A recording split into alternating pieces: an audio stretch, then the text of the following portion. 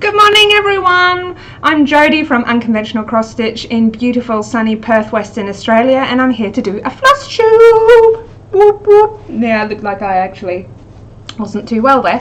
So I've got a finish. Check them out, or her out.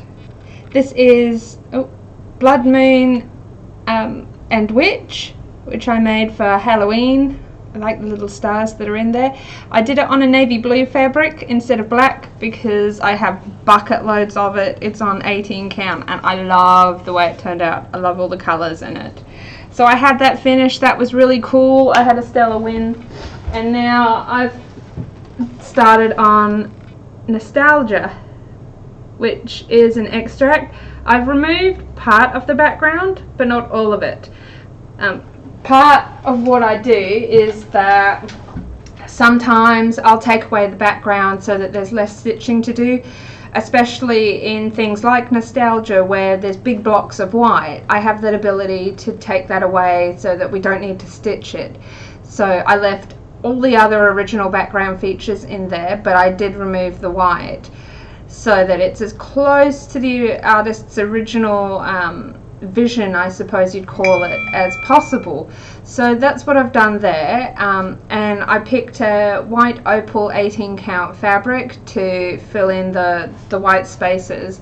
So I'm really loving the way it looks and the depth and the dimension that I'm getting from that. That's really like what I was hoping to get from there. So that's where I'm at with that. I don't have a lot of other things to talk about other than my finish and my new start. I get my internet upgrade tomorrow afternoon. I'd like to say it's going to go without a hitch, but nothing for me ever goes without a hitch. So I may have technical difficulties. I may lose my internet for a couple of days while I figure out the NBN. I've heard some real nightmare stories about it. But once that's done, I'm going to try and swap over to live streaming, because it would be really nice to engage with you guys on a live basis and, you know, even have like a little conversation while we're going. So I'll be streaming live through YouTube because that's where I like to upload everything. So that's my news there. Working really hard on designs as always. As I've mentioned previously, the website's finally done. So now I can focus more on stitching and designing and all those fun things that I do. Now, Christmas is around the corner too. We're not far away from that. So if you're looking at getting something as a gift for a friend or a family member, I highly recommend doing it now.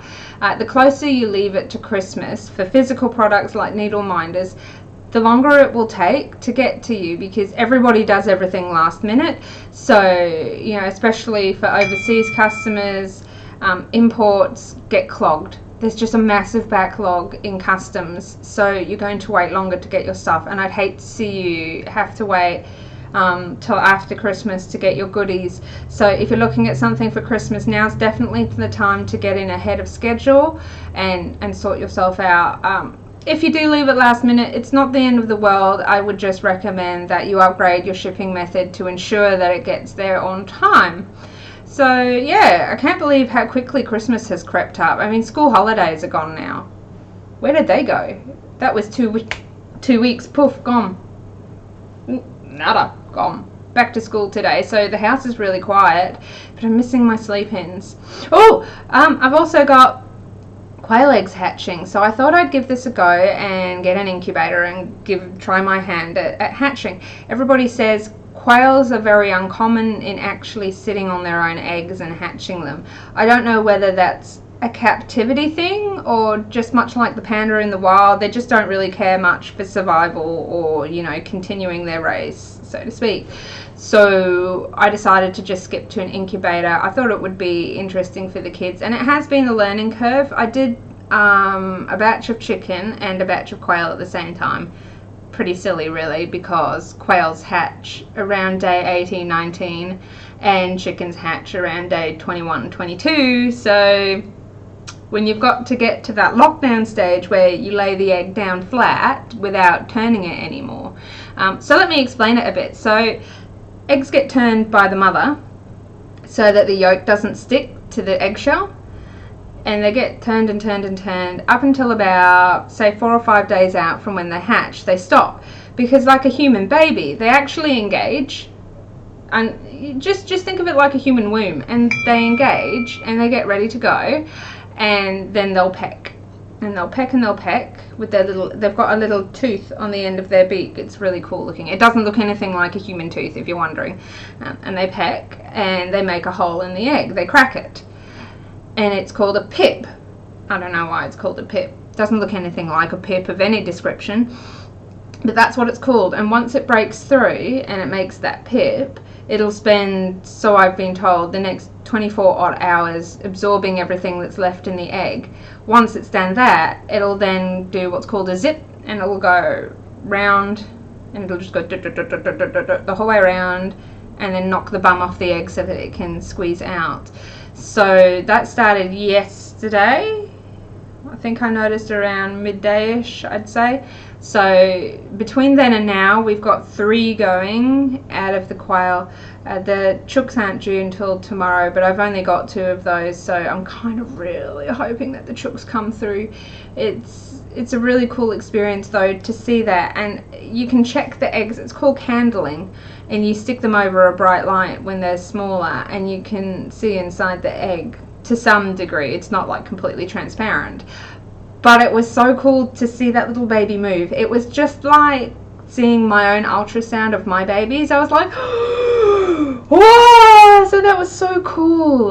So it's been a really great experience for me. I mean, my preference is parental raising, but knowing that quails aren't that fantastic, I've sort of gone down this route over a broody hen, because a broody hen is just another bird that I need to look after, which makes it hard to go away. So we should have, hopefully, baby chicks by tomorrow morning. I'm really hoping for. So I keep going back and checking. So I'll have that going on tomorrow as well. So tomorrow's going to be pretty hectic in the grand scheme of things.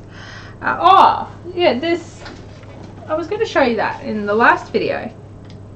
I've had to twist it around on the end because I got a long one. But this is my beautiful fabric protector. This is Grime Guard, is the technical cross-stitch term for it, and Alaskan Wolfpack, or Alaska Wolfpack. I swear I'd pronounce it wrong, Alaska or Alaskan, but Carla made that for me, and I'm really glad I have it now, because my arms do a lot of rubbing, and you don't notice it on darker fabrics or anything, but on the white we're definitely going to notice it, so I feel a lot safer with this. It doesn't mean I treat it any meaner. Still kid gloves because it's white and I don't want to ruin it, but yeah, I've got that. It's pretty cool.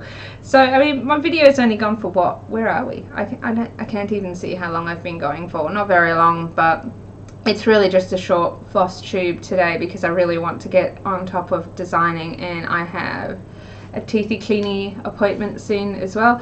So anyway, thanks for watching. If you haven't already, don't forget to subscribe below, or feel free to share the video with your friends and family. It would be awesome. And yeah, I'll catch you all on the flip side. So take it easy, guys.